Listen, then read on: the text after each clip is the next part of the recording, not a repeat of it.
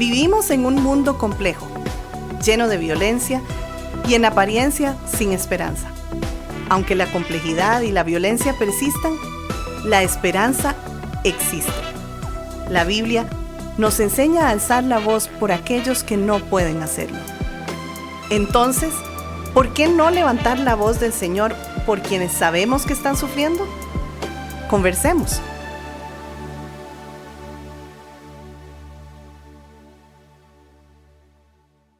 En muchas relaciones conyugales, uno de los mayores dolores no es la falta de amor, sino la dificultad para vivirlo con seguridad. Hay personas que desean profundamente la cercanía, pero cuando la intimidad se acerca, algo dentro de ellas se activa. Sienten miedo, presión o necesidad de huir. Esto es llamado apego desorganizado. No es frialdad ni desinterés. Es un sistema de defensa aprendido que confunde amor con amenaza. La buena noticia es que estos patrones no son una condena permanente. El cerebro puede reaprender y el corazón puede experimentar nuevas formas del vínculo. La seguridad se construye paso a paso, mediante experiencias relacionales pequeñas pero consistentes. En Cristo, solo en Cristo, encontramos la base segura que muchos nunca tuvieron: un amor firme, un amor no invasivo, paciente y restaurador. Desde esa seguridad podemos reaprender a acercarnos sin miedo, amar sin huir. Esto describe la reversión de un apego desorganizado en el matrimonio. Mi hermano, un gran tema. Sí, ¿Cómo estás? Estoy muy bien, mi hermano. Muy agradecido con el Señor que nos permita hablar, bien como estás diciendo, sobre el tema de esta semana. Un tema muy importante. Sí. Y es que este término de apego desorganizado fue introducido por la psicóloga Mary Main junto con Judith Solomon a finales de los 80s. Y fue una ampliación realmente al trabajo original de John Bowlby, quien desarrolló la teoría del apego. Es un patrón, este apego desorganizado, eso es un patrón relacional en el que la persona desea, como bien dijiste, cercanía, pero al mismo tiempo teme esa cercanía. Quiere amor, pero cuando la intimidad aumenta, se activa como si estuviera en peligro y tiende a huir, tiende a bloquearse o a reaccionar con enojo. Suele formarse en la niñez cuando la figura de apego, quien debía dar seguridad, fue también una fuente de miedo, una fuente de maltrato, de rechazo o inestabilidad afectiva. El niño, en este caso, aprende algo muy confuso, por eso apego desorganizado. Va a aprender así: quien me cuida también me asusta, también me rechaza. En la adultez, esa mezcla de cercanía y activación del miedo se repite hacia el cónyuge. Su dinámica afectiva será desorganizada. Es decir, un sistema donde es déjame, no me dejes. Ahora, esto describe muy bien lo que implica este apego desorganizado. Y empecemos también, o más bien continuemos, hablando de la parte neurobiológica. Bien, dicen los que saben que en la infancia la figura de apego fue simultáneamente fuente de cuidado y de miedo. Entonces, el sistema nervioso asocia seguridad con amenaza. Eso es muy importante.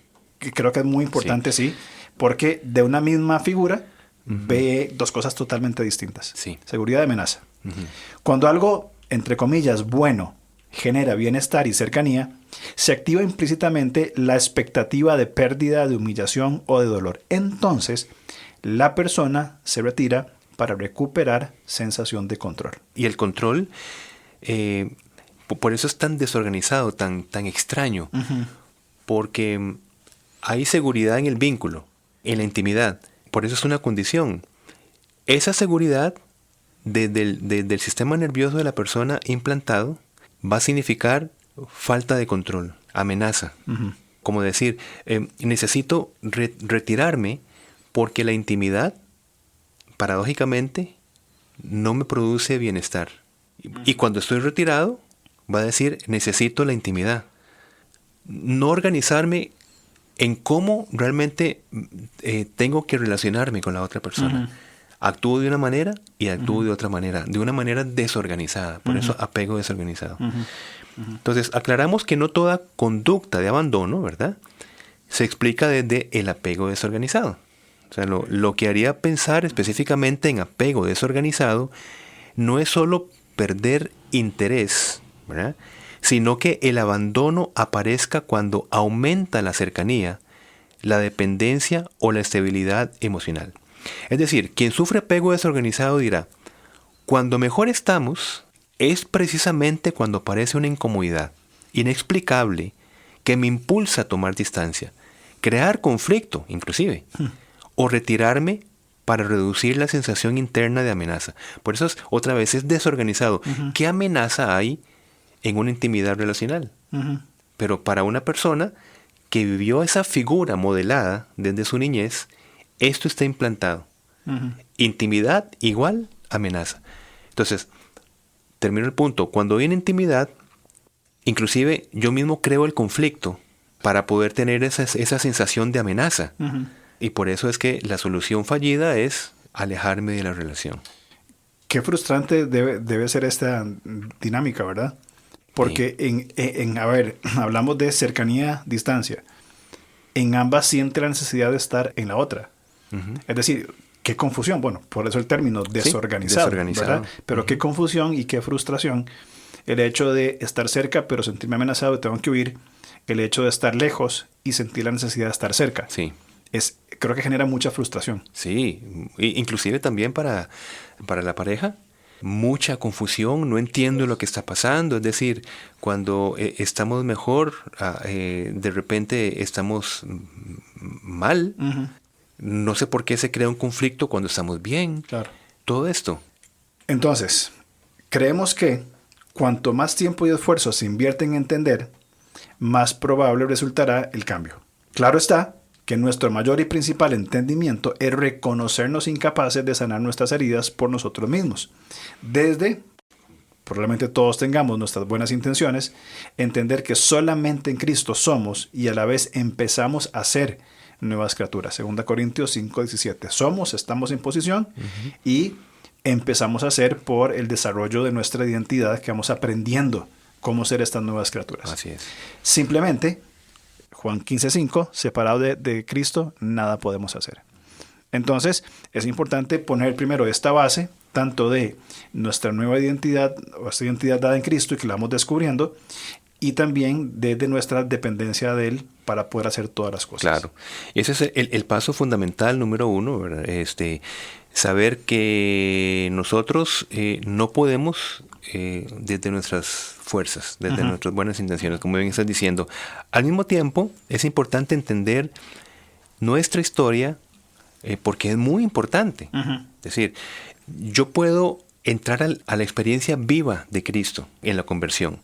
Y a la vez es muy importante, como estamos diciendo, conocer mi historia, mi narrativa histórica. Muy importante. Porque entonces nosotros estaremos en esa confusión de decir, qué extraño, soy una nueva criatura y sigo actuando de la misma manera. Porque como bien estás diciendo, somos una nueva criatura y a la vez vamos llegando a ser una nueva criatura. Parte de esa dinámica del llegar a ser incluye el tener una saludable narrativa histórica de nuestra historia de vida. Esto no compite con entender que sin Cristo nada podemos. Es decir, son planos que no compiten, sino que se complementan. Entonces, descubrir que nuestro mapa afectivo, por ejemplo, se desarrolló de forma desorganizada, es decir, desde una mamá o un papá que recibimos por un lado cuidado y por otro lado rechazo. Entonces, evidentemente hay un mapa relacional allí. Esa mezcla de cercanía con maltrato ayuda a entender que mi reacción, es decir, mi apego desorganizado, tiene historia. De acuerdo. No surge ahí porque es mi personalidad, porque yo soy así, etcétera, ¿no? Y que puede caminar junto con la nueva identidad en Cristo. ¿Bien? Camina junto a ella. Porque llegamos a ser nueva identidad en Cristo conforme vamos sanando, ¿verdad? Desde una narrativa histórica. Yo creo que eso es muy importante marcarlo, esto que hablas vos de nuestra historia, porque tal vez hayan algunas líneas que tiendan a querer eliminar la historia pasada quizá de una mala interpretación bíblica, decir, ok, ya lo que pasó, pasó, no me afecta. Pero yo creo más bien que estar en Cristo nos habilita para saber interpretar nuestra historia y no seguir viviendo atado o vinculado necesariamente a las respuestas antes de Cristo, sino que yo entiendo mi historia. En un caso de una persona que haya sufrido ese tipo de apego o haya vivido este tipo de apego, es decir, yo crecí con un apego desorganizado, pero ahora que estoy en Cristo sé cómo interpretarlo para seguir desarrollando esta santificación progresiva, que ya lo hemos dicho anteriormente, en Cristo, en esa nueva identidad. Y eso no me justifica ni me define, pero sí tiene que ser una consideración importante a la hora de entrar en dinámicas de relación, una pareja, una esposa, una novia, donde diga, me acerco pero me alejo, ¿de dónde viene? Ok, sí. ¿Cómo interpreto esto en Cristo? Y es que en Cristo, nuestra nueva identidad, mi hermano, en parte de esta nueva identidad, alejando todo suceso místico de la situación o cambio ontológico del ser, significa aprender a responder desde un modelo del cual nosotros no veníamos. Es responder desde el modelo de Cristo, desde su humanidad y desde los recursos de la palabra de Dios. Allí, cada respuesta que yo aplico, voy igualmente acercándome a esta nueva identidad que ya posicionalmente tengo en Cristo. Pero si yo me quedo en una realidad posicional, pero no vivo la experiencia de ir construyendo mi identidad en Cristo, yo puedo vivir la mala experiencia o esa disonancia cognitiva de saberme en Cristo y de saberme con una persona que no vive según Cristo. Claro.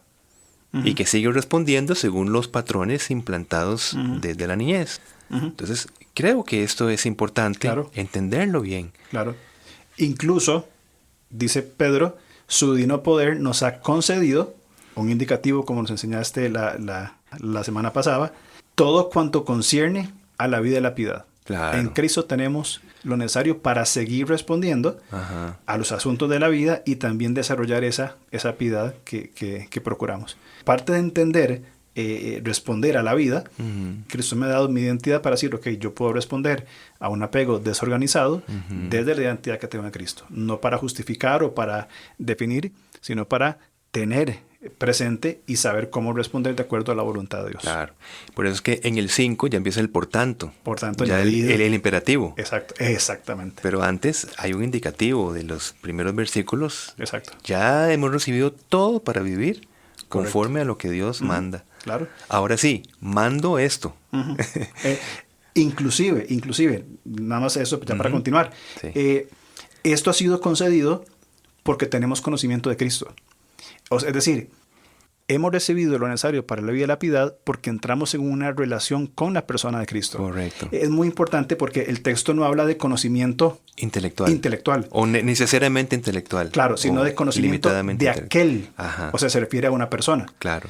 Aquel que nos llamó por su gloria y excelencia y nos ha dado promesas. Entonces, desde esta relación es que por estar con Cristo, en Cristo, podemos responder de estas maneras. De acuerdo. Ahora, volviendo a nuestro tema. Desde una historia con heridas no sanadas, la intimidad relacional incluye exhortación, corrección, consejo, ¿bien? No se percibe como un recurso seguro, afectivo o edificante, sino como una amenaza, inseguridad y menosprecio. Puede vivirse como invasión, como control o inclusive como un riesgo de humillación. Entonces, un corazón herido, un asunto pendiente, un tema en nuestro corazón, aprendió, entre comillas, a reaccionar ante la intimidad con conductas contradictorias.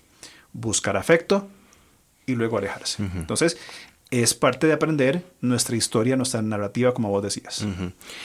Entonces, reforzando este primer paso, que es necesario entonces saber reconocer lo que está pasando sin definirse a partir de lo que está pasando. Correcto. O sea, yo no soy mi historia pasada. De acuerdo.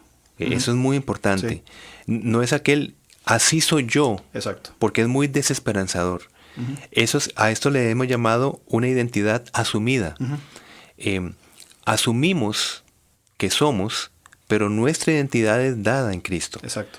Entonces yo puedo seguir respondiendo desde modelos, pero esa respuesta de modelos desde la niñez, por protección afectiva, es decir, yo aprendí que si no me desligaba de la intimidad, no podía mantener ese vínculo porque la fuente de vínculo era así.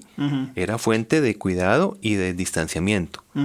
Y yo digo, bueno, esto es lo que hay, me tengo que adaptar. Exacto. Esa adaptación no me define hoy, es importante.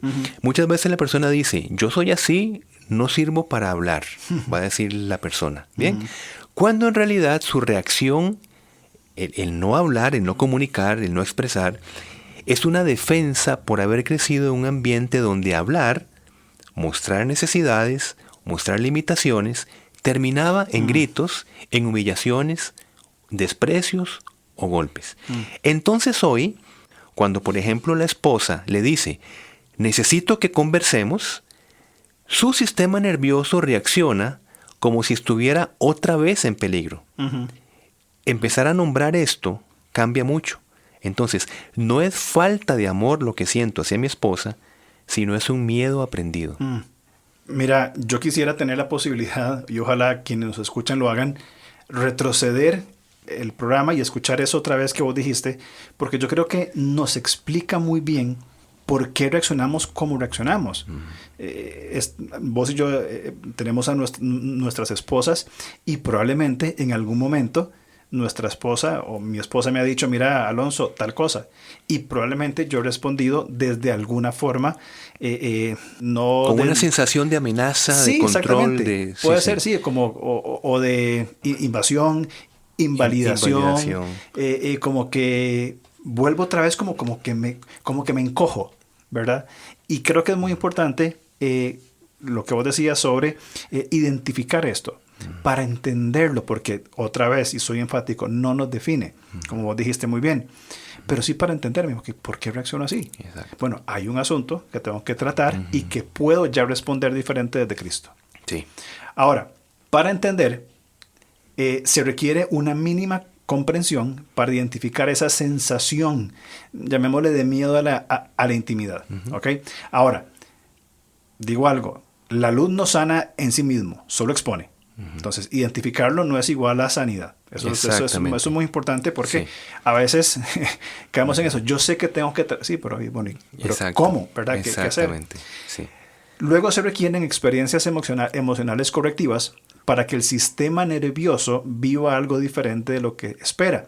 Que ya también hablamos sobre esto. A nivel cerebral hay ya dinámicas aprendidas, reacciones a respuestas que nos vuelven a eso. Entonces, hay que tener experiencias correctivas. Por ejemplo, experimento que mi esposa no me humilla cuando me muestro vulnerable. Entonces veo, mira, le conté que estoy luchando con esto, que me cuesta lo otro.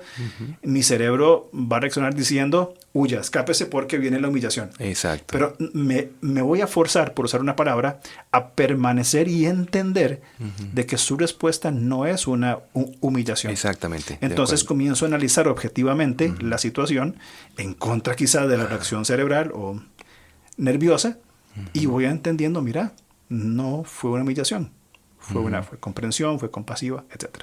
Inclusive es una validación de nuestra propia fenomenología, conectándolo con los podcasts anteriores. Por eso es tan importante de oír nuestra voz interna. ¿Verdad? Otra vez, no estoy diciendo, sigue tu corazón, no estoy hablando de eso, ¿verdad? Por supuesto. Para nada. No, si no aquí cerramos todo. Sí, esa experiencia, es decir, como bien estás diciendo, mira, no fui humillado. Y yo ya tenía la marca histórica de que iba a ser humillado porque fue una experiencia que tengo en mi memoria narrativa de que eso es lo que me pasaba cuando yo era vulnerable. Pero tengo otra figura que se llama cónyuge. Y la Biblia dice que es ayuda idónea. Claro, exactamente. Y dejará al padre, a padre y a madre y se unirá a. Es decir, lo vivido con padre y madre tiene un tiempo. Claro. Pero ahora se unirá a. Exactamente. Ahora, mi relación con mi cónyuge no define mi relación con papá y mamá. De acuerdo. Porque ya se te necesita dejar esa relación. Exacto. Lo define la verdad revelada en Cristo. De acuerdo. Eso es lo que define nuestra relación. Ahora transicionar de yo me casé a los 24 años. transicionar de 24 años de la relación afectiva más cercana, eran mis padres, a una nueva relación, evidentemente que no es sencillo. Sí. Pero fundamentados en la verdad que sabemos que la verdad absoluta revelada, hay un fundamento sobre el cual podemos responder a estos nuevos vínculos afectivos. Sí, exactamente. De paso, nada más para mencionarlo, una ayuda idónea en la esposa entenderá el cuidar la vulnerabilidad de su esposo. Claro. No lo va a humillar, no lo va a decir, pero pareces un chiquito, o sea, comportate como un hombre. Lo va a entender, ¿bien? Va a entender su inseguridad en ocasiones, sus decisiones equivocadas que se corrigen en amor. Entonces, otra vez entramos en la dinámica de someternos unos a otros, según Efesios, de andar en el Espíritu y de desarrollar esta dinámica de creación conjunta. A ver, a veces pensamos que el unos a otros en la Biblia aplica solamente para los hermanos en la iglesia, pero principalmente aplica al unos a otros en las relaciones más cercanas, esposa e hijas. Correcto. Amar, perdonar, exhortar, etcétera, a mi esposa y ella a mí, a mis hijas y ellas a mí también. Exactamente. Como estamos hablando de experiencias emocionales correctivas, es decir, que corrigen un sistema de intimidad, amenaza, o cercanía, miedo. Ese es un sistema que está ahí. Lo veamos o no lo veamos, porque fue modelado. Y desde una relación que es muy importante, en nuestras primeras relaciones afectivas, son muy, muy importantes, ¿no? Entonces, una experiencia emocional correctiva puede lograrse organizando intencionalmente, llamémosle así, una conversación estructurada de 10 minutos. Estructurada significa, digamos, nosotros podemos tener una conversación espontánea, casual y hablar de, ¿verdad? Y esto, lo otro, y no tenemos como reglas claras porque no necesitamos tener reglas claras, es espontánea. Pero en una estructurada es que hay en comunes acuerdos ciertas reglas o normas o modos de conversar, básicamente. Eso es una conversación estructurada de unos 10 minutos donde no ocurre lo temido. Para que el cerebro del esposo, en ese ejemplo, ¿verdad?, registre entonces relación seguridad. Entonces, en una conversación estructurada hay reglas, como hemos dicho.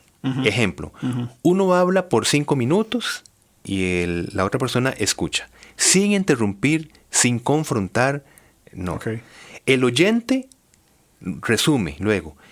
Lo que te escuché decir fue tal cosa. Entonces, en esta conversación no se resuelve, solo se experimenta cercanía segura. Entonces, desde una conversación estructurada hay una experiencia emocional que corrige el hecho de decir, yo no puedo hablar con mi cónyuge porque es una amenaza. Claro. No puedo. Entonces, lo que hago es retirarme.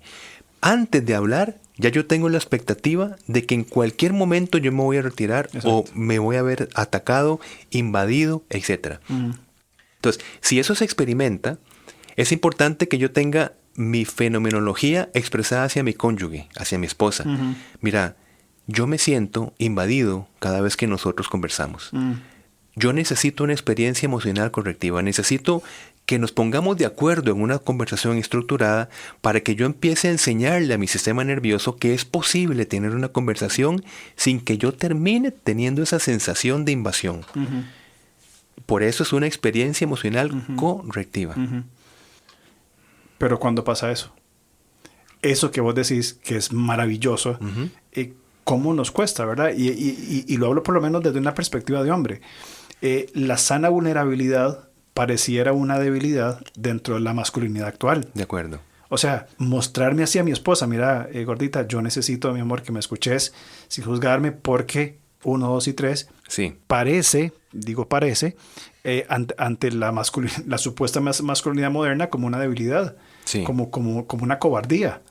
Usted defiende. Como una vergüenza. Como una vergüenza. Por eso es regresar al diseño de Génesis. Estaban desnudos y no se avergonzaban. Exacto. O sea, es recobrar esto, ¿no? Recobrar esa unidad, esa transparencia, ese no avergonzar. Y también, qué importante, que la contraparte, la esposa o el esposo, tenga también esa sensibilidad espiritual, emocional, relacional, de decir, mira, no lo entiendo, porque no vivo eso, pero lo voy a hacer porque te amo y es parte de mi responsabilidad como ayuda idónea. Entonces, ese es el modelo bíblico de una relación matrimonial. Exacto. Mira, escúchame por 5 minutos y hacerme vivir la experiencia que no viví con mis padres o como sea, pero comenzar a vivir otra experiencia. Y volvamos al modelo anterior de la violencia invisible. ¿Ves? Porque es muy bueno lo que estás diciendo.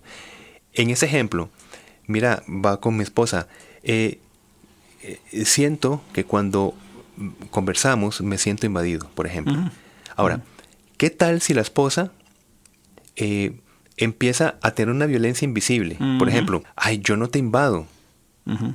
Entonces, no está respetando la experiencia subjetiva. Exactamente. Mi fenomenología. Uh-huh. Y allí, con solo esto, ya se evita este proceso dinámico. Claro. La no validación, entonces, no permite el reconocimiento y posiblemente la persona terminará aceptando que no tiene por qué sentirse invadido desde tales palabras. Pero es que es mi experiencia. Claro. Ahora, como no me validan, entonces yo permanezco en el silencio y sigo reforzando mi patrón. Para buscar control ya no es desde la creación conjunta, sino desde mis propios patrones que se refuerzan en la niñez. Yo lo que hago es que me alejo, a veces no físicamente, pero sí afectivamente. Yo puedo estar con la persona, pero efectivamente estoy en otro lado. Claro. No quiero hablar, que me hablen, que opinen, ni nada. Claro. Y o sea, aparte de el apego desorganizado, ahora viene a estar en una condición de invisibilización, en una condición de dudar de su propio criterio de realidad. Ajá. Entonces, el intento de buscar una experiencia correctiva fundamentada en los principios bíblicos terminó siendo más bien un ataque de violencia invisible. Totalmente. Y me condiciona peor todavía. Entonces, bien lo que pasa, me aíslo. Típico en los hombres, nos aislamos, nos callamos, aguantamos. Algunos le ponen el lindo título de resiliencia y qué machos somos. Sí. Cuando la verdadera masculinidad va a ser vulnerable con la persona que tiene que ser vulnerable. Por eso es importante otra vez esto de la violencia invisible, porque poniéndole el peso, ¿verdad?, de la situación en la esposa, la esposa no está golpeando como para que el esposo en este caso diga, estoy siendo, digamos, agredido. Pero ¿cómo estoy siendo agredido? No se está validando mi subjetividad interna. Como yo me siento, es decir, la intimidad yo la siento amenazante. ¿Ves? Por eso es la importancia de la violencia invisible. Puede ser desde cualquier lado y no necesita un acto explícito conocido culturalmente como violencia, ¿no? Un grito. La violencia invisible puede teñirse desde una conversación piadosa, linda, aparentemente amorosa, comprensiva, ¿verdad? Pero está implícito el no validar lo que siento. De acuerdo. Bueno, al fin y al cabo, esto es precisamente lo que ocurre en una sesión de consejería. Un consejero muestra un ambiente estructurado, compasivo, paciente. Entonces, el aconsejado que siente seguridad en el vínculo. Exacto. Entonces puede llegar a un lugar, que por eso cuando hablamos de consejería, un lugar fresco, agradable, limpio, ordenado, con un ambiente cálido, una recepción que no juzga, para que se dé este vínculo de cercanía segura y entonces poder ahora sí conversar y tratar asuntos importantes. Y entonces la reversión de un apego desorganizado desde el matrimonio inicia comprendiendo el miedo relacional aprendido, experimentando algo distinto en espacios de conversación estructurada. Y 3, esto lleva a comprender más profundamente y lleva a experimentar con más apertura. Entiendo entonces que así, a modo de resumen, lo que verdaderamente reorganiza el apego desorganizado es vivir repetidas experiencias donde la cercanía no termina en peligro. Exactamente. Ahí está. Ese es el punto. Y esto es justamente, creo yo, lo que hemos hablado ya muchas veces. Esto se refleja en una relación matrimonial fundamentada en los patrones bíblicos. Cuando el esposo asume su responsabilidad, la esposa su responsabilidad, crean conjuntamente, tienen una mutua sumisión y comienzan a vivir juntos la experiencia matrimonial en Cristo. Sí. Ahí está la seguridad para vivir esas experiencias repetidas que no terminan en peligro, sino en comprensión, empatía, misericordia. Edificación. Sí, de acuerdo. Muy bien. Mira, yo creo que el tema da para más. Por favor. Ok. Entonces, próxima semana. La reversión de un apego desorganizado en el matrimonio, parte 2. Buenísimo. Ok, nos vemos entonces. Gracias, mi hermano. Nos vemos. Chao. Gracias por escucharnos. Estamos listos para seguir conversando a través de nuestras redes sociales en Instagram, Búsquenos como @levantacr, en Facebook como LevantaCR o contáctenos al correo alonso@levantacr.org.